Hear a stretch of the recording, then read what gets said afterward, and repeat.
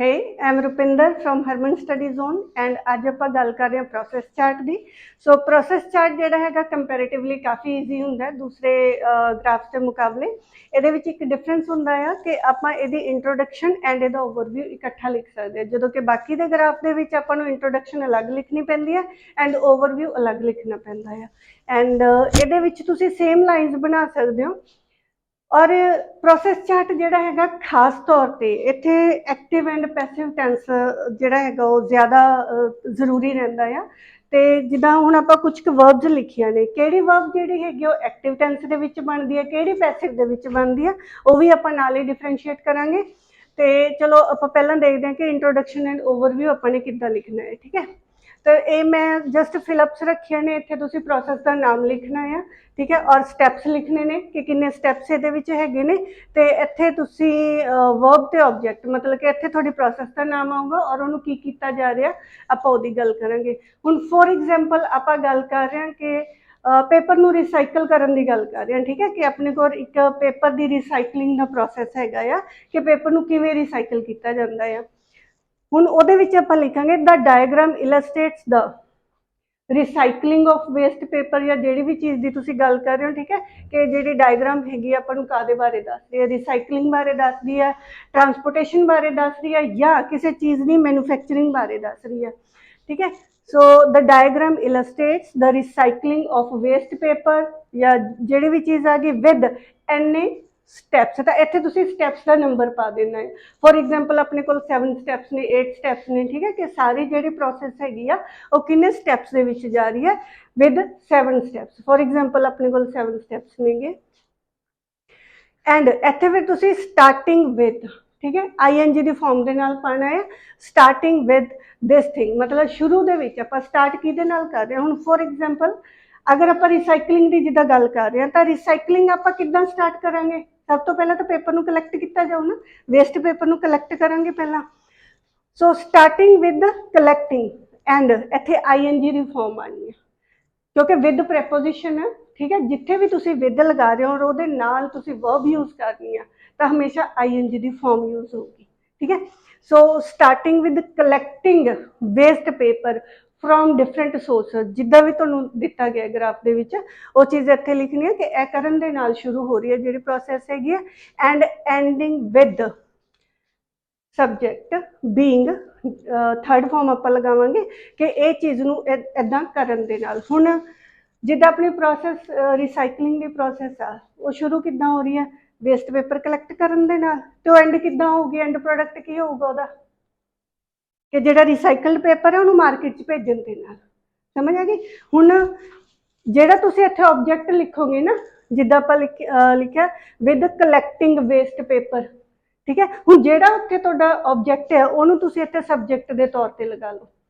ठीक है, या जो भी किहड़ी चीज़ नूं की कीता जा रहा एंड दे विच तां ओह तुहाडा सबजैक्ट रहूगा। ये लाइन अपनी एक्टिव दे विच जाऊगी और ये अपनी पैसिव दे विच जाऊगी। जिद्दां हुण आपां हुण इत्थे बनाईए starting with collecting waste paper from different resources and ending with recycled paper being taken to the market. Recycled paper being taken to the market. ठीक है, कि प्रोसैस जिहड़ी हैगी इहदे नाल शुरू हो रही है और इहदे नाल खत्म हो रहा है। पॉइंट समझ आया सारे नूं? ओके, नैक्सट हुण आपां गल करदे हां एक्टिव एंड पैसिव टेंस दी। ठीक है, हुण एक्टिव ते पैसिव दा तुहानूं किद्दां पता लगदा है? कई बच्चे ना बहुत कन्फ्यूज़ड हो जांदे ने कि एक्टिव सेंटेंस की है ते पैसिव की है।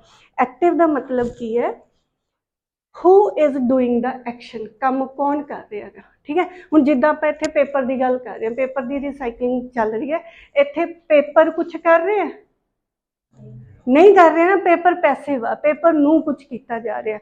ठीक है, हुण जे तां तुसीं पेपर पहला लिखोगे कि जिहड़ा पेपर है the paper is being taken to या the paper is sent to, the paper is soaked in to. समझ आ गई। तो जिथे तुसीं पेपर पहला लगा दोगे वो तुहाडा पैसिव दे विच सेंटेंस बनूगा और उहदे नाल तुसीं ISMR थर्ड फॉर्म लगानी है, खास तौर पर प्रोसैस चार्ट दे विच। या तो इत्थे फस्ट फॉर्म लगूगी, फस्ट फॉर्म मैं तुहानूं दसूँगी कि किहड़ी वर्ब नाल लगनी है, या इत्थे ISMR थर्ड फॉर्म यूज़ होनी है सारे किते। ठीक है, okay, so who is doing the action. हुण इहनूं काम नूं कौन कर रहा है? इत्थे मशीन्स कर सकदियां ने। ठीक है, वर्कर कर सकते हैं, नेचर कर सकती है, ठीक है। तो जे तो इन्होंने चीज़ों के विचों तुसीं कुछ लगाओगे सब्जैक्ट मतलब पहला यूज़ करोगे तो यह एक्टिव दे विच बनूगा, but on what the action is being done, कादे ते एक्शन हो रहा है, पेपर ते हो रहा। जे तुसीं पेपर पहला लिख लिया दैट मीनस यह पैसिव दे विच बनूगा, is am are third form use होगी, ठीक है। ओके चलो हुण कुछ वर्ब्स है वर्ब्स विद प्रैपोजिशंस ने, ठीक है, केड़ी वर्ब के नाल केड़ी प्रैपोजिशन लगनी है, क्योंकि स्टूडेंट्स की बहुत ज़्यादा प्रॉब्लम रहती है कि उन्होंने यही नहीं पता लगता बाय कित्थे लगाना है, ऑन कित्थे लगाना है, टू कित्थे लगाना है, फोर कित्थे लगाना है, ठीक है। तो चलो हुण आपां वर्ब्स एंड प्रैपोजिशंस ते काम करते हैं। तो फर्स्ट है प्रोसैस्ड बाय। हुण इहदे विच की होगा कि मान लो आप जिद्दां रिसाइकलिंग की गल चल रही है ना कि जिहड़ा वेस्ट पेपर हैगा पहला उहनूं मशीन दे विच इधर प्रोसैस किया जाता है, तो इत्थे तुसीं लगाओगे प्रोसैस्ड बाय। जिद्दां इत्थे आपां एक लीव्स की एग्जाम्पल दी है कि आपां चाह बनाने का प्रोसैस अपने कोल हैगा है, ठीक है। तो जिद्दां the leaves are processed by a mixing machine, ठीक है। इत्थे किहड़ी चीज़ द्वारा उन्होंने प्रोसैस किया जा रहा है, पहला किहड़ी चीज़ नूं प्रोसैस किया जा रहा है तो किहदे द्वारा किया जा रहा है। इत्थे एक चीज़ होर हैगी है कि जिहड़े सेंटेंस दे विच तुसीं बाय लिख दिंदे हो ना कि इहदे द्वारा, सीधा सीधा ये पैसिव की ही निशानी है, ठीक है। अगर कन्फ्यूजन हो रही हो ना कि एक्टिव है कि पैसिव है, तो जिथे तुसीं बाय यूज़ किया तो मोस्ट प्रोबेबली वो तुहाडा पैसिव सेंटेंस है, is am are third form दे नाल, ठीक है। Okay so the leaves are processed by a mixing machine. Okay then next verb अपने कोल हैगा added to। add to का मतलब है कि किसी चीज़ दे विच आपां कुछ ऐड कर रहे हैं, कुछ मिला रहे हैं, ठीक है। हुण the mixture is added to the raw product, इत्थे की है कि किहड़ी चीज़ नूं किहदे विच ऐड किया जा रहा है, ठीक है। फॉर एग्जाम्पल इत्थे आपां एग्जाम्पल दी है the mixture is added to, कि मिक्सचर नूं ऐड किया जाता है, काहदे विच किया जाता है, रॉ प्रोडक्ट दे विच। हुण अगर आपां इत्थे जिद्दां आपां रिसाइकलिंग पेपर की गल कर रहे सी है ना, फॉर एग्जाम्पल आपां अपने लिक्विड दे विच कोई कैमिकल ऐड कर रहे हैं कि वो पेपर नूं डी इंक कर देवे, उहदी इंक उतार देवे, फिर आपां इत्थे की लिखांगे the chemical is added to the liquid. समझ आ गई कि किहड़ी चीज़ नूं किहदे विच ऐड किया जा रहा है। उस तो बाद पासड ऑन टू अगेन बहुत इंपॉर्टेंट वर्ब है, काफ़ी बारी आप यूज़ करते हैं, ठीक है। काफ़ी जोड़े प्रोसैस चार्ट है वो यूज़ होंगी है पासड ऑन टू। अच्छा यदा ऑन टू का ख्याल रखना है, जो तुम यह वर्ब यूज़ करोगे पासड ऑन टू दैन थोनू ये वाली प्रैपोजिशन यूज़ करनी पैनी है, ठीक है। सो आफ्टर डाइंग और एक होर चीज़ हैगी जिथे तुसी आफ्टर या बिफोर वाला सेंटेंस बनाओगे, तुसी जो पार्ट 1 लिखते हो ना मतलब टास्क 1 जोड़ा है, चाहे वो लाइन ग्राफ है, चाहे वो प्रोसैस चार्ट है, चाहे वो बार ग्राफ है, ठीक है। तो एक आफ्टर एंड एक बिफोर वाली लाइन बनानी जरूरी होती है, ठीक है। हुण अगर इत्थे तुसी आफ्टर ते बिफोर जिथे भी यूज़ करोगे उत्थे ING की फॉर्म यूज़ होगी, आफ्टर डाइंग एंड जिथे तुहाडी प्रैपोजिशन सॉरी ये फ्रेज खत्म हो गया तो कॉमा, आफ्टर नाल लाइन शुरू कर रहे हो, बिफोर नाल लाइन शुरू कर रहे हो, ठीक है। क्योंकि एक होर तरीका है कि जो थोड़ा पता लगे ना तुसी सब्जैक्ट दोबारा शुरू किया है, जिदा द टी लीव्स ये सब्जैक्ट हो गया, the tea leaves are passed on to ये वर्ब हो गया तो ठीक है। सब्जैक्ट वर्ब ऑब्जैक्ट दोबारा शुरू हो रहा, कॉमा लगा के शुरू होंगे हमेशा, ठीक है। इन एक गल याद रखियो। So after drying the tea leaves are passed on to the next stage, कि जो टी लीव्स ने उन्होंने नैक्सट स्टेज से पास किया जाता है, ठीक है। आर पासड ऑन टू ये डिपेंड करता है तो सब्जैक्ट सिंगुलर है कि प्लूरल है, इज आना कि आर आना है, ठीक है। The tea leaves are passed on to the next stage. Okay so next verb अपने को हैगी गोज इनटू। सो यह वर्ब है हमेशा एक्टिव दे विच सेंटेंस रहूगा, ठीक है। जिथे तुसी गो दे नाल या गोज के नाल ईवन कि तुसी सैकेंड फॉर्म भी यूज़ करते हो ना वेंट गॉन, हमेशा एक्टिव दे विच बनूगा। कदे भी तुसी की कहते हैं जे पैसिव च बनना तो आप सेंड यूज़ करते हैं, ठीक है। बट जे गो यूज़ कर रहे हो तो हमेशा एक्टिव वाला सेंटेंस बनूगा। हुण अच्छा प्रैपोजिशन ये लगनी इनटू, एग्जाम्पल आप दी है the water then goes into the tank कि पानी ਉਹਦੇ ਵਿੱਚ ਜਾਂਦਾ ਹੈ। ਹੁਣ ਆਪਾਂ ਇਹ ਨਹੀਂ ਕਿਹਾ ਕਿ ਪਾਣੀ ਨੂੰ ਭੇਜਿਆ ਜਾਂਦਾ ਹੈ। ਜੇ ਆਪਾਂ ਕਹੀਏ ਕਿ ਪਾਣੀ ਨੂੰ ਉਧਰ ਭੇਜਿਆ ਜਾਂਦਾ ਹੈ ਫਿਰ ਆਪਾਂ ਕਿਹੜਾ ਵਰਡ ਯੂਜ਼ ਕਰਾਂਗੇ ਸੈਂਡ ਹੈ ਨਾ, ਤੇ ਉਹ ਪੈਸਿਵ ਦੇ ਵਿੱਚ ਇਜ਼ ਸੈਂਟ ਬਣੂਗਾ। ਦਾ ਵਾਟਰ ਇਜ਼ ਸੈਂਟ ਟੂ, ਅੱਛਾ ਸੈਂਡ ਦੇ ਨਾਲ ਟੂ ਪ੍ਰੈਪੋਜੀਸ਼ਨ ਲੱਗਣੀ ਹੈ, ਗੋ ਦੇ ਨਾਲ ਇਨਟੂ ਪ੍ਰੈਪੋਜੀਸ਼ਨ ਲੱਗੂਗੀ। ਠੀਕ ਹੈ, so the water then goes into the tank ਕਿ ਜਿਹੜਾ ਪਾਣੀ ਆ ਉਹ ਟੈਂਕ ਦੇ ਵਿੱਚ ਜਾਂਦਾ ਹੈ। ਇਸ ਤੋਂ ਬਾਅਦ ਪਾਣੀ ਟੈਂਕ ਦੇ ਵਿੱਚ ਜਾਂਦਾ ਹੈ। ਓਕੇ, ਦੈਨ ਨੈਕਸਟ ਆਪਣੇ ਕੋਲ ਹੈਗੀ ਆ ਪਾਸਿਸ ਥਰੂ। ਇਹਦਾ ਮਤਲਬ ਕਿ ਇਹ ਚੀਜ਼ ਜਿਹੜੀ ਹੈਗੀ ਆ ਉਹ ਇਹਦੇ ਗੋ ਥਰੂ ਹੁੰਦੀ ਹੈ, ਇਹਦੇ ਵਿੱਚ ਦੀ ਗੁਜ਼ਰਦੀ ਹੈ ਨਾ।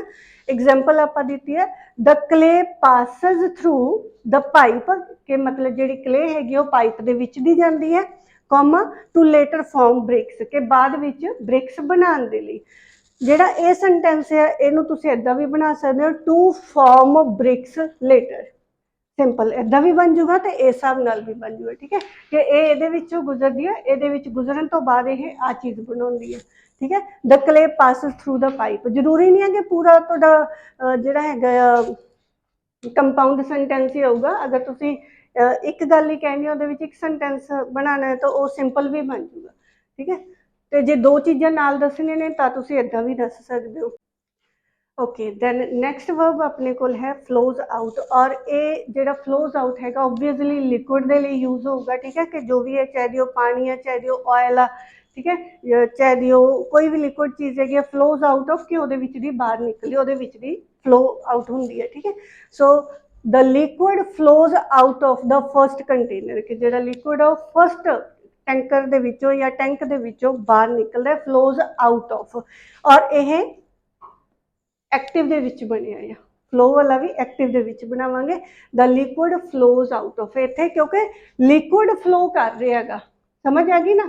इधर who is doing the action, हुण फ्लो कौन कर रहा है, लिक्विड कर रहा है, दैन ये एक्टिव दे विच जाऊगा। ठीक है, the liquid flows out of the first container and into the tank. Okay, so placed under हुण प्लेस का मतलब रखना है, प्लेस नूं आपां वर्ब के तौर पर भी यूज कर सकते हैं ना, जिद्दां आपां कहिए कि इहनूं इस चीज़ नूं उत्थे रख दो तो उहदे लई तुसीं प्लेस भी यूज कर सकते हो, कीप भी यूज कर सकते हो।